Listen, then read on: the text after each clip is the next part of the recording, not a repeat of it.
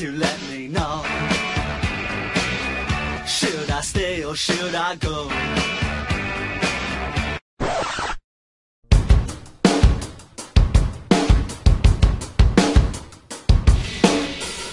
Hola amigos de YouTube, los saluda su amigo CreepyKiller240. Hoy les traigo dos creepypastas raras y poco conocidas.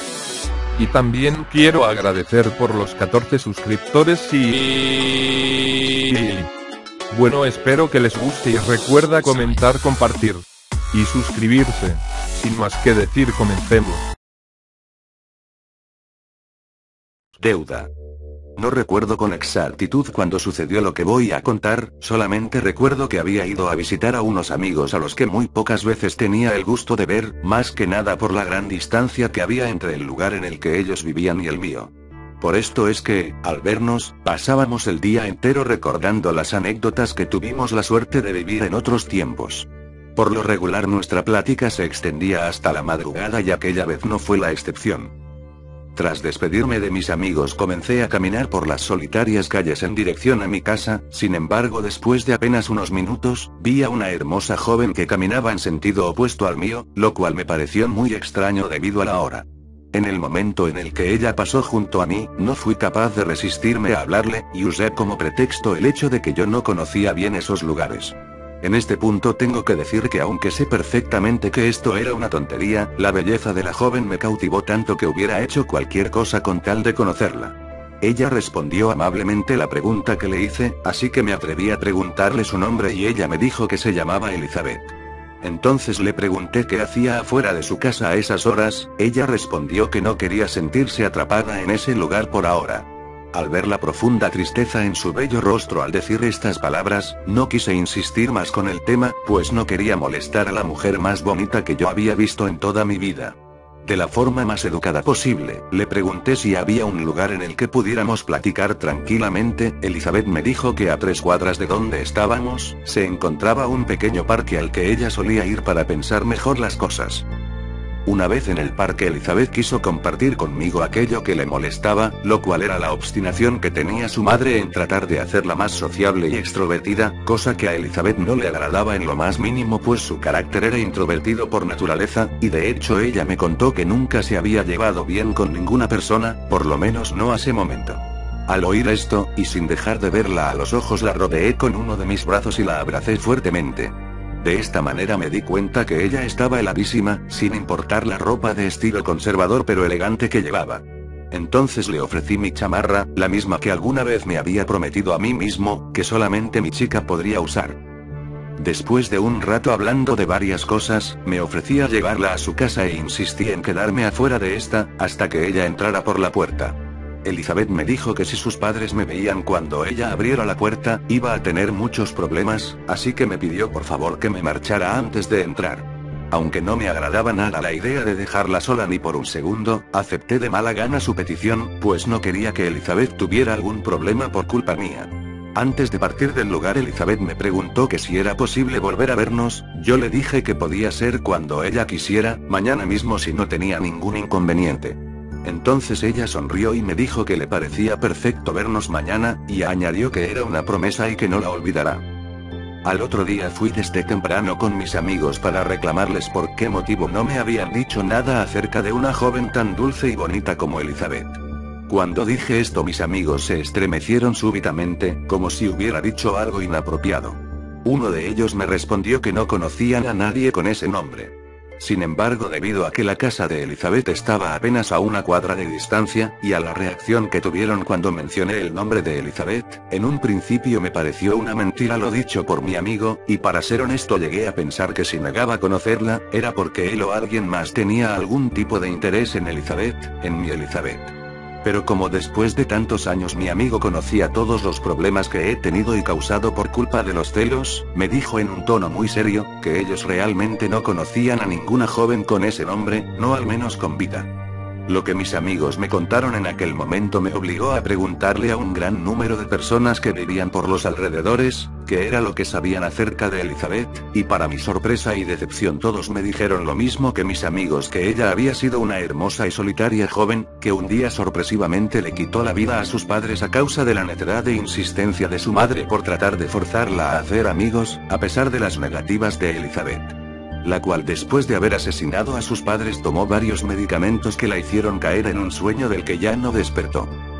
Incluso después de oír esta horrible historia de varias personas distintas, aún me negaba a creer que la Elizabeth que había conocido una noche antes hubiera sido capaz de hacer algo así. Ni qué decir del hecho de que ella ya no era parte de este mundo.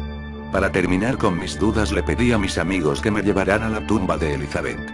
Dentro del cementerio la única esperanza que tenía de que todo fuera una mentira y nada más, se hizo pedazos al estar frente a su sepulcro. En ese instante le dije a mis amigos que me acompañaran a mi casa pues no soportaba estar más tiempo en aquel lugar tan lúgubre. Por la noche ese mismo día empezaron a ocurrir extraños sucesos en mi casa, objetos que se caían de su lugar sin motivo aparente, puertas que se cerraban de forma violenta, a pesar de que no acostumbro a dejar abiertas las ventanas de mi casa, y algunas otras cosas fuera de lo normal. Con el pasar de los días, este tipo de manifestaciones han ido incrementándose tanto en intensidad, como en rareza. Por ejemplo, la otra vez creí ver la silueta de Elizabeth caminando dentro del espejo que tengo en mi habitación, pero al observar detenidamente el espejo por algunos minutos no volví a ver nada extraño. Sin embargo, esta no ha sido la única vez que he visto a Elizabeth. Hace apenas 5 noches estaba dormido de forma normal, cuando de la nada sentí que alguien me veía desde afuera de mi ventana, lo cual me hizo despertar y voltear a ver hacia esta. Fue de este modo que logré ver una sombra de aspecto femenino que desapareció casi de inmediato, sin importar que mi habitación se encuentra en el segundo piso y la ventana da hacia la calle. Por estas razones es que ahora escribo esto, pues quiero que se conozca la historia de Elizabeth, quien se debe de sentir traicionada porque yo no cumplí con nuestra promesa de ir al parque al día siguiente de habernos conocido. Admito que en un principio tuve miedo de ir con ella, pero ahora he dejado de ser débil y he aceptado mi destino, así que no voy a tratar de escapar de ella, al contrario, me he dado cuenta que la vida sin Elizabeth no tiene ningún sentido. Sé que ella no tarda en llegar, pues desde hace unos momentos la temperatura bajó repentinamente, además me pareció escuchar unos pasos cerca de la puerta de la entrada, la cual se encuentra totalmente cerrada con llave. La espera ha terminado, estas son las últimas palabras que escribo, pues estoy seguro que ella se encuentra ahora mismo a mis espaldas, es momento que cumpla mi promesa.